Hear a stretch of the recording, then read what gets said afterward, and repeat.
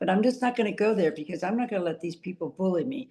They know that January 6th was an insurrection. And I'm going to stand with that and speak out about that because I was there. Welcome to the Ken Harbaugh Show. I've got back with me today Pam Hemphill, who was at the Capitol on January 6th, 2021.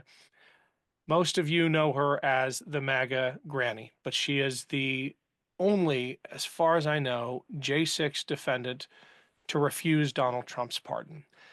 First of all, Pam, am I right in that observation? And second of all, most importantly, why did you refuse the pardon? Well, right now, I haven't heard of anybody. One person said they did 2 years ago. Mm, So we're trying to find this person. okay. I don't know if they're afraid to come out but there could be one more person. That would be great. And why, when the president of the United States says you're pardoned for this thing that you did, what moved you to say, no, I don't accept it? Well, it's part of their narrative. It would be a slap in the face to the Capitol Police, to the rule of law, to our nation. I broke the law that day. It's just that simple. And I feel fortunate. I had a great judge and a good attorney at, that I had even just received a few months. So no, it would, they're trying to rewrite history and say it was a peaceful day.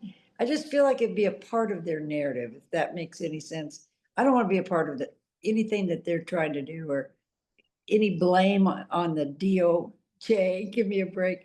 Because, the DOJ is not weaponized against Trump or any of the J6ers. So that it's the right thing to do. These are people that you knew and in some cases still know really, really well. I mean, I can't think of anybody we've had on this show who was more inside than you were.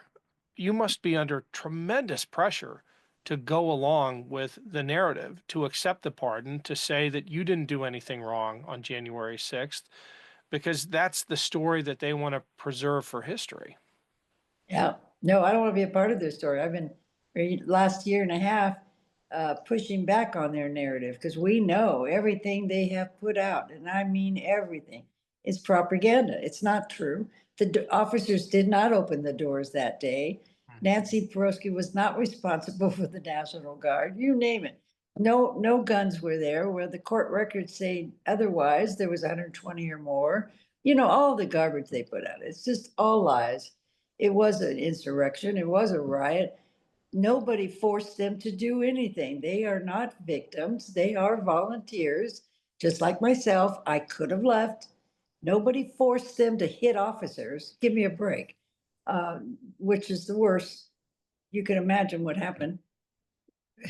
So it's just so ridiculous to even consider being a part of their narrative. What do you make of, and you're hearing this now from recently released inmates like Stuart Rhodes, like Enrique Tarrio, who are papering over the horrific crimes. They're making excuses. We just had a clip of Stuart Rhodes saying that they were there to protect Trump voters from Antifa, that the people who went into the Capitol didn't do anything wrong, that they were there to help the police. When you hear something like that, having been there that day, how do you respond? Well, it's a typical gaslighting, isn't it? Because the night before I was following them because I'm videotaping everything. And the officers did have an area in the plaza, I think, where they were some protesters there, counter protesters. And all they are wanting to do is break that line to go after the protesters Mm. and beat them up because they're yelling, we're going to Antifa, the words they use. And if they would have had a chance to get with those counter protesters, it would have been violent. So that's a lie. And the court records prove that there was no Antifa there. There's none have ever been arrested. There wasn't any there. I mean, as far as I've seen, as far as research. So yeah, everything they're saying is just they're keeping their Trump narrative that the DOJ and the deep state, which we know there's no deep state, they're the deep state now, is weaponized. And realize, Trump has to keep the narrative going that the DOJ is against him and he's innocent and he's against now all the J6ers and all his followers. Remember his famous words, they're coming after me, but they're really coming after you. So that scared everybody. They're coming after me. And they believed him because they saw him getting in trouble and arrested. So yeah, they're coming after Trump. Yeah, now they're coming after me. But they know in their heart that they broke the law that day. But they have all these enablers and flying monkeys to keep the narrative going. Hey everyone, it's Ken. As much as I love and appreciate all of you and how much you care about politics and the future of this country, I understand that sometimes you just need a break. We all do. Well, I could not be more excited to partner with Forward Retreats to tell you about an upcoming writing retreat for anyone who wants to dive deep into the stories that make us who we are. And trust me, you will come back enriched and fulfilled and ready. So join two fantastic award-winning writing coaches, Anne-Marie Kelly and Phyllis Biffle-Elmore, in France this fall. We all have stories in our pockets about love and loss, heartache and grief. Let Phyllis and Anne-Marie help you put your stories on the page. Come together with a community of other writers and aspiring writers to search for answers and dismantle the roadblocks that stand in your way. What is the heart of your story? Why are you the only one who can tell it? You'll begin each morning writing in the seaside village of Arcachon, southwest of Bordeaux. Every afternoon, you'll be free to create, relax, and explore, and commune with fellow travelers. At the heart of this retreat is the practice of writing as a form of healing. This once-in-a-lifetime retreat is for women of all ages and experiences who long to write achingly beautiful prose in a transcendently beautiful place. You can find out more at forwardretreats.com, and be sure to include the code 25AK for $900 off this amazing writing retreat. That's code 25AK for $900 off. If you've ever longed to put your story on paper and just needed the right excuse and the right coaches, join this amazing team in Seaside, France this summer. Click the link in the show notes to learn more. Thanks. What happens next? Because I don't think we can assume that the Proud Boys and the Oath Keepers and the Three Percenters are going to retire to their, peaceful former lives and leave all of this behind them. I mean, this is really the dawn of a dangerous new era where we have pardoned domestic terrorism, we've pardoned Yes. political violence, and done even worse than that, we've lionized it. We've put people like Stuart Rhodes on a pedestal. We saw the Proud Boys march through DC, a victory parade on Inauguration Day. I don't think we've seen the end of this crowd. Oh, no, it's gonna become very violent. There's a green light. Uh, they've been empowered to do whatever they want now. Trump's got his own little militia to do his dirty work. If they start pushing up and peacefully protesting against any of Trump's agenda, well, just send out the Proud Boys and they would love to go and start trouble. It's like that's in their blood to fight people. We all have a right, don't they go by the Constitution? The right to peacefully protest. Why are you down there wanting to stop them? Because they're going up against Trump, right? Well, they're making a big mistake by thinking the way they're thinking, but yeah, it's frightening me. I knew that when I started hearing about it a few months ago that Trump was considering possibly pardoning these people. I'm still trying to wrap my head around this. I think we all are. Like, this is what happened. Isn't he having any decency? But no, he's a narcissist and he wants to continue to be the victim.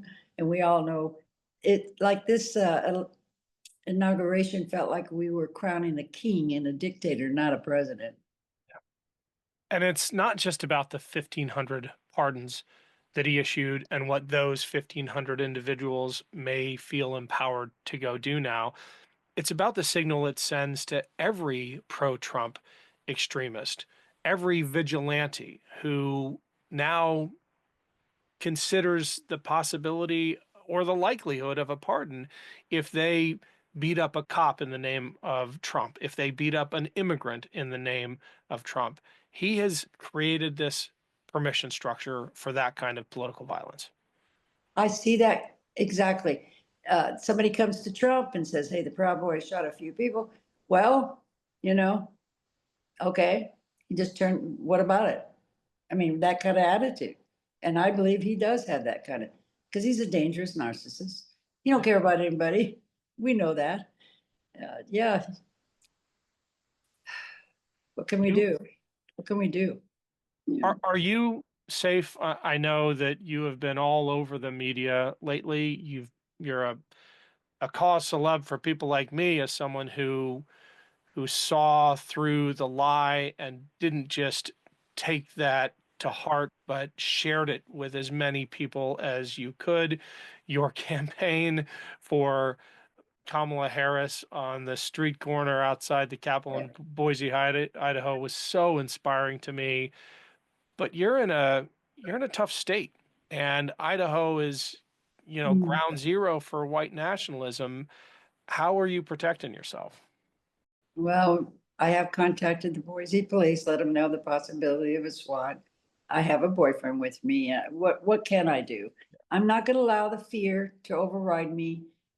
Be cautious, not paranoid. Keep speaking out though, and this is exactly, the big smear campaign's been out there. They'll contact people like you and tell them I'm a liar and discredit me. Anything to shut me up. What they will do physically, I don't know. It scares me a little bit, but I'm just not going to go there because I'm not going to let these people bully me. They know that January 6th was an insurrection, and I'm going to stand with that and speak out about that because I was there. I Yeah. saw it. Don't be telling me it was a peaceful protest. And I don't care about these people and what they're saying that I'm lying or we're all lying about January 6th because we have the receipts. We're not going to allow your gaslighting anymore. We're going to start speaking out, and I want other people to do the same. Don't be afraid of these people. Otherwise, we're giving them the power to continue to destroy this country with their lying narrative about January the 6th. Right. And there is also something to be said for safety in numbers. If enough of us stand up, we protect each other. They Yes. can't take down all of us, right? And every time Right. I've had you on, Pam, I get the hate as well. I'm sure you get it tenfold, but people trying to discredit you, people trying to say you weren't even there. I've seen your receipts, right? You have the photos.